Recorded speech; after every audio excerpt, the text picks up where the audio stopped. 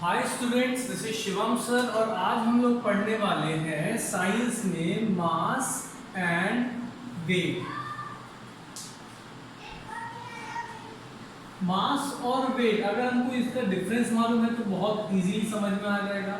अगर हम दोनों को अलग अलग पढ़ने जाएंगे तो थोड़ा मे भी कंफ्यूजन क्रिएट हो सकता है। तो पहले तो मैं बोलूँ मास एक्चुअल में होता क्या है। किसी भी चीज़ का मैग्नीट्यूड के हिसाब से हमको मास पता चलता है।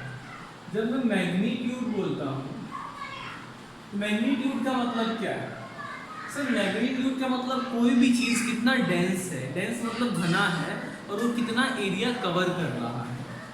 अगर मैं किसी भी चीज़ को स्पेस में छोड़ दूँ, स्पेस में जाके मतलब जहाँ पे किसी भी अर्थ है या फिर किसी भी कोई भी टाइप का प्लैनेट है या किसी भी ऑब्जेक्ट का अट्रैक्टिंग पावर नहीं होता है, ऐसे हालात में जब हम किसी भी चीज़ को तो हम लोग उसका वेट करते हैं, जब हम लोग उसको उसका एक्चुअल मास फाइंड आउट करते हैं तो जो हम लोग को अमाउंट ऑफ केजीज मिलता है वो एक्चुअल में मास होता है। मतलब वैक्यूम में या फिर बिना किसी भी चीज़ के अट्रैक्शन पावर के मौजूदगी में जब किसी भी चीज़ को हम लोग वेट करते हैं तो हम लोग उसको बोलते हैं मास। तो वो मास कैसे फाइंड आउट होता है? वो मास फाइंड आउट होता है उसकी डेंसिटी के हिसाब से। एक स्क्वायर मीटर में तो कितना घना है उसके हिसाब से एक्चुअल इसका मास पता चलता है। जैसे अगर मैं बोलूँ एक स्क्वायर मीटर में अगर मैं कापूस रख दूँ, कापूस कॉटन, और एक स्क्वायर मीटर में मैं आयरन रख दूँ, इसमें मैंने रख दिया कॉटन, इसमें मैंने रख दिया आयरन, तो ये घना रहेगा क्या? ये सर इसके जितने भी छोटे छोटे पार्टिकल्स रहेंगे, जो भी इसके इलेक्ट्रॉन्स रहेंगे वो पास पास सब क्या रहेंगे, चिपके हुए रहेंगे और एकदम घना रहेगा, इसलिए इसका अपने आप मास बढ़ जाता है। इसके जो पार्टिकल्स रहेंगे वो दूर दूर रहेंगे, इसलिए इसका मास कम हो जाता है। ये ज़्यादा घना है, डेंस ज़्यादा है, ये कम डेंस है, इस वजह से मास इस तरीके से हमको पता चलता है। कहाँ पे? वैक्यूम में एक्चुअल मास पता चलता है। वैक्यूम में मतलब यहाँ पे किसी भी चीज़ का अट्रैक्टिंग पावर नहीं रहता है। लेकिन वेट कहाँ पता चलता है? सर किसी भी चीज़ का मास जो भी है लेकिन उसका मैग्नीट्यूड जो भी, ऑब्वियसली सर वेट में भी मैग्नीट्यूड यूज होता है लेकिन उसके साथ डिस्टेंस यूज होता है। डिस्टेंस मतलब कोई भी चीज़ किस प्लैनेट पे है, अर्थ पे है, मून पे है, कौन से प्लैनेट पे है, जिस भी प्लैनेट पे है उस प्लैनेट पे अगर वो अर्थ से दूर है तो कितना दूर है वो डिस्टेंस। अगर कोई चीज़ अर्थ से इतनी दूरी पे है तो एक पर्टिकुलर, अगर मैं मानूँ कि इतनी दूरी पे है, इतनी सी दूरी पे है, तो उस डिस्टेंस के हिसाब से उसका सर अट्रैक्टिंग फोर्स उस पर लगाया जाता है। ठीक है? अगर मैं अर्थ के लिए मान लूँ कि कोई चीज़ अर्थ से इतनी दूरी पे है तो इस डिस्टेंस के हिसाब से हम लोग उसके ऊपर, उस ऑब्जेक्ट के ऊपर देखेंगे कि अट्रैक्टिंग फोर्स कितना लग रहा है। तो जब मैं वेट की बात करता हूँ तो उसमें मैग्नीट्यूड, जो भी चीज़ है उसका अपना मैग्नीट्यूड के अलावा जिस भी प्लैनेट के ऊपर है, जिस भी ऑब्जेक्ट के ऊपर है, उसका अट्रैक्टिंग फोर्स कितना उसके ऊपर एक्ट कर रहा है वो भी इंक्लूड होता है। तो दैट्स नोन एज वेट।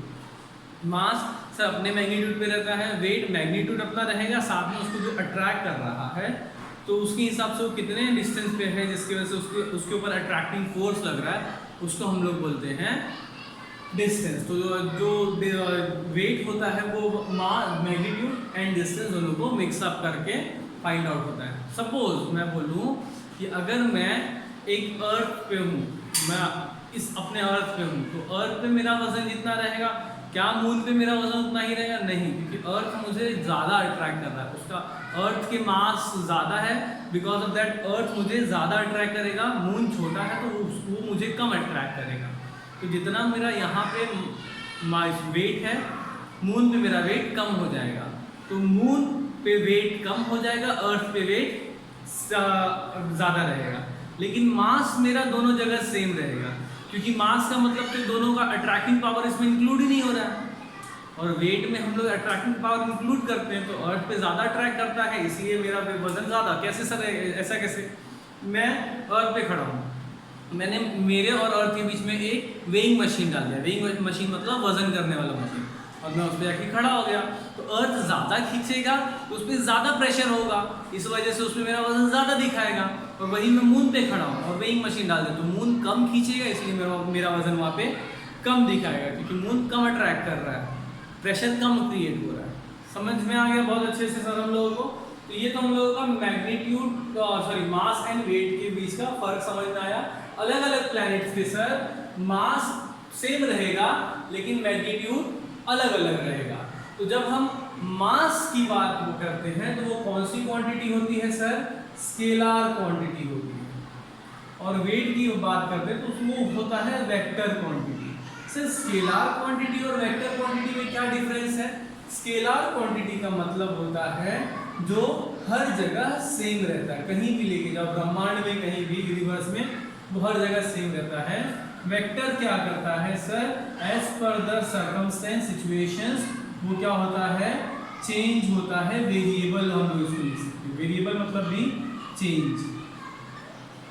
तो सर ये हम लोगों को पता चला मैग्नीट्यूड होता है मास में, मास स्केलर क्वांटिटी है और वो हर जगह सेम रहेगा। वेट सर उसमें मैग्नीट्यूड और डिस्टेंस होता है, वेक्टर क्वांटिटी है, और वो क्या होता है? हर जगह सेम नहीं रहता है, डिफरेंट होता है। तो सर मास को जब हम लोग वजन करते हैं तो उसका यूनिट क्या है सर? उसका यूनिट है केजी और वेट का यूनिट है न्यूटन।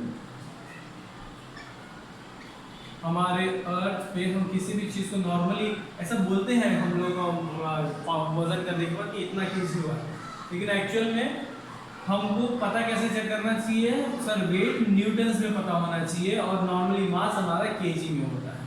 ठीक है, तो मास और वेट एक्चुअल में क्या होता है वो हम लोग को समझ में है, प्रैक्टिकली क्या होता है हम लोग को इतना अच्छे से समझ में आना चाहिए, क्योंकि आगे बहुत सारी चीज़ें जो पढ़ने वाले हैं उसमें हमको ये पता होना चाहिए मास और वेट क्या होता है। हम बहुत सारी जगहों पे मास एज अ वेट मतलब किसी चीज़ का वजन हम लोग पता करना है तो हम मास लिखते हैं। वो मास इसलिए लिखते हैं, हम मानते हैं कि वो फ्री फ्रॉम ग्रेविटी एरिया में है, वहाँ पे किसी भी चीज़ का ग्रेविटी नहीं है। जब हम प्लैनेट्स का वजन फाइंड आउट करते हैं तो हम लोग प्लैनेट का वेट नहीं लिखते, हम प्लैनेट का मास लिखते हैं, क्योंकि प्लैनेट जिस स्पेस में है और वो फ्री फ्रॉम ग्रेविटेशनल एरिया है। नॉर्मली हम मोस्टली जब प्लैनेट वाली बात करते हैं या फिर जब हम साइंस में सम सॉल्व करेंगे तो हम लोग मास वर्ड यूज़ करेंगे, ऐसा मान के चलते हैं कि वो फ्री फ्रॉम ग्रेविटेशनल एरिया है इस वजह से। ठीक है, तो ये अच्छे से हम लोगों को समझ में आ गया, क्लियर है? अब इसके बेसिस पे अब हम लोग और बहुत सारी चीज़ें सॉल्व कर सकते हैं। तो stay tuned, thank you so much.